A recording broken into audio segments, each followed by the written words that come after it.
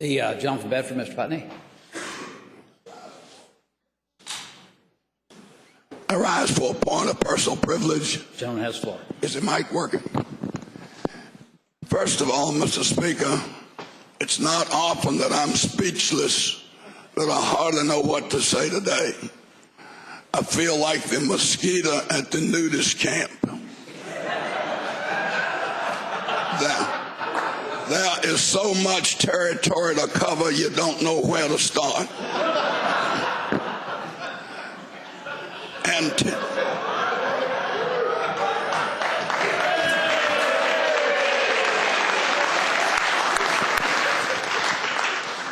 Mr. Speaker, anticipating that some of this might occur, I delayed my announcement and really intended to wait until after this day was over, because I feel very, very awkward and undeserving of so many of these remarks that have been delivered here on the floor today.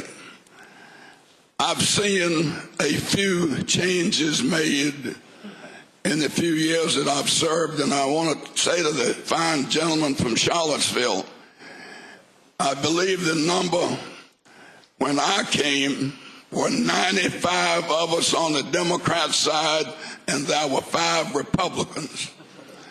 And Republicans were routinely not appointed to any committee that met. When I came in '62, there were 2 or 3 more, and the Speaker began to put some of them on committees that met.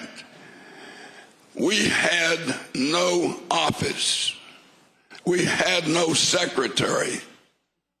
We had no legislative aid. I don't think the term had ever been coined at that time. If we could locate our congressional district secretary, we may be able to get 1 or 2 letters a month to the constituents back home. When you've served in this body for a number of years, there are too many people to ever thank personally, but I will never understand how my late wife and also my present wife tolerate your absence from home, and how my children and my staff at the office tolerated my absence away from my law practice for all of those years. I don't know how it happened. I guess the gentleman from Virginia Beach gave us the answer. It was luck.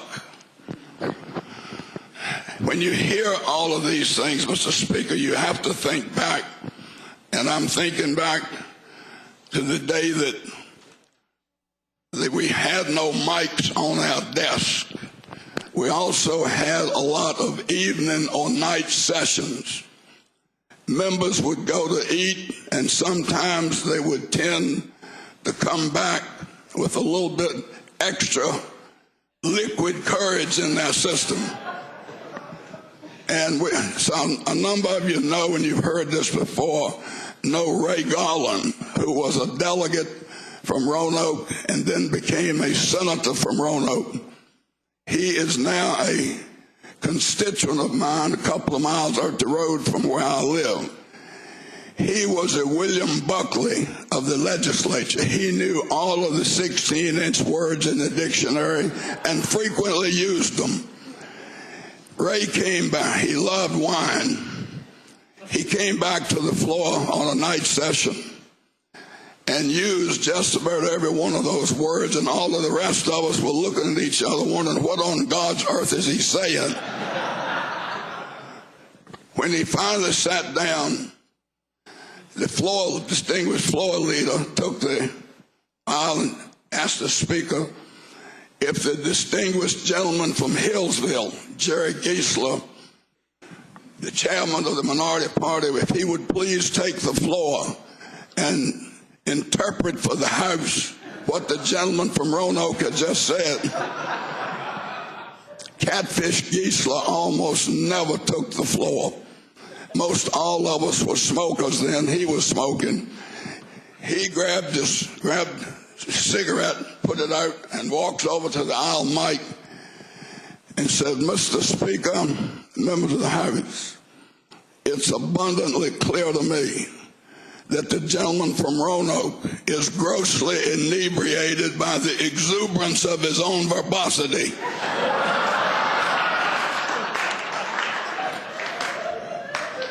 Needless to say, he brought the house down. Mr. Speaker, I want to extend to you my deep appreciation for letting me serve on committees as chairman of some of them. And I want to thank every member of this body and all who have come ahead of you for the privilege of knowing and serving with you. And when I first came, I was told that the service here would be a part of my life forever, a very important and rich part of it. I never knew it would be so true. But you will never believe what a close family this happens to be. The emails, the phone calls, and the notes that I have received from members of this body, including a number from that side of the aisle, make you wonder if there was anything other than luck that gave us the opportunity of serving in this great body. I don't believe there's a greater legislative body in the world, any greater than this one from a standpoint of integrity and good manners in the way we conduct our business. I had planned to quit, probably should have a few years ago, but Mr. Speaker, in 2011, the encouragement from you and members of this body had a great deal to do with my changing my mind, and I must say that Robert Vaughn and our outstanding staff, with their encouragement, had a lot to do with my decision to run again in 2011.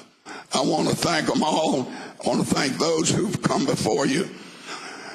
Mr. Speaker and members, I now know how Winston Churchill felt one day when he was receiving an honor he didn't think he deserved. He stood addressing the group and said, "I am deeply honored. I am awestruck that you have chosen to honor me in this fashion because I know that I do not deserve it. I think we're both running somewhat of a risk, but if you shall have no misgivings, neither will I." Mr. Speaker, it has been a great ride. It's been a great experience. I cannot thank you enough, but many, many thanks to every member of this body, and I wish you well. By the way, you got to put up with me for 9 more months.